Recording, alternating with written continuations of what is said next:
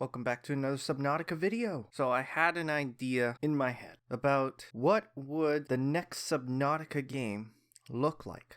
Now, I haven't finished all of Below Zero. So I will be talking about Below Zero spoilers, but not too much. And I know we've met Margarita and that. But what I always keep wondering is how did she get from the first video game, that location, all the way to, I think it's the South Pole, or is it the North Pole, on where Below Zero takes place. You can't do that in one prawn suit jump.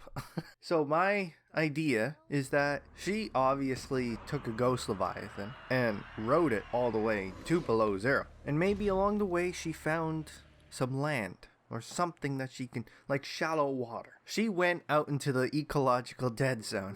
My video game idea for the next Subnautica game would be that adventure going across the ecological dead zone. We know how Below Zero and Subnautica is, their maps are very square, wouldn't you say? Like if we bring up the maps for both, like here on the screen, you can see both of them are square. It's relatively square. What if instead of a square, we have just a huge rectangle, but very thin as well? So you would start on one side, possibly with Margarita, and she would show you how to get across the ecological dead zone. We people who play Subnautica, we fear the edge, the ecological dead zone. What if you force the player to be like, let's say you start on this small island where Margarita hangs out, and she's like, okay, I'm going to show you the way across. By the way, this would be a very small game idea. It wouldn't be massive, but let's say you start on a small island and you look underwater and you can tell this entire island is almost about to hit the edge. But when you look out into the water, there's this thin mountain layer. But if you fall to the left, you're going to go off the edge. If you fall to the right, you're going to go off to the edge as well. So it's a very thin mountain line that you just follow. And then maybe along the way, there's like islands, possibly to get food in that, and maybe there might be a story there on maybe some other people finding it, and heck, maybe there might be a situation that will force the player to go into the dead zone with those creatures spawning, but of course at a reduced rate. So whatever's in the dead zone, ghost leviathans or the stuff that we find in Below Zero, it would just be chaotic. But a good chaotic. And heck, you could have sort of like islands all over the place. Small little islands. Sort of like, I guess you can say Sea of Thieves. How small they have islands on there. Like it's really small. And it would take you the entire game just to go from one edge all the way to the other side. Heck, maybe at one point in time there could be floating islands in one section, so you're hopping from one island to another. Maybe later on you find a cave going down deep into the dead zone. And then one thing I really thought would be really cool, a possible Leviathan. What is that creature called that we find in Finding Nemo?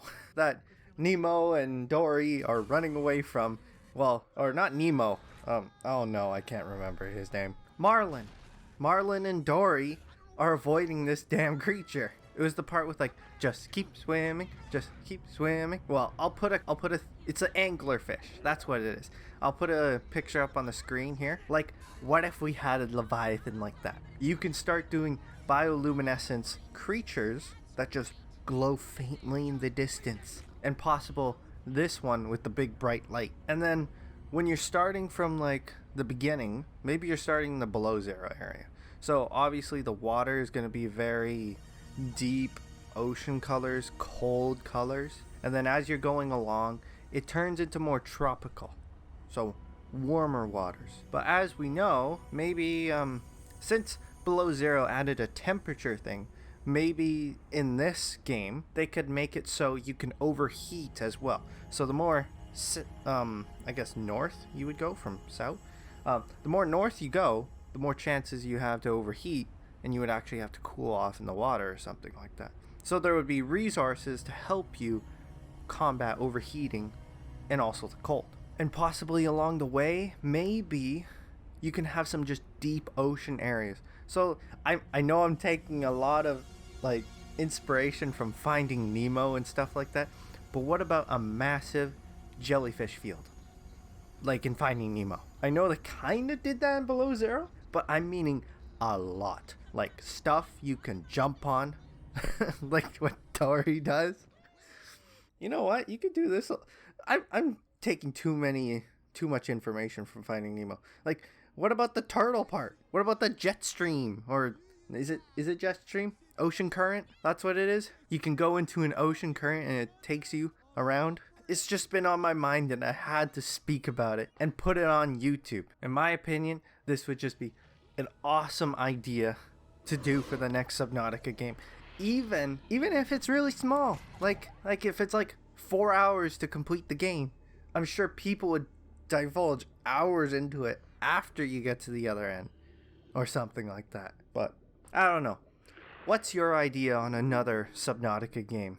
Is it better than mine? Do you have anything to add to this one? I would love to hear what you guys think in the comments below.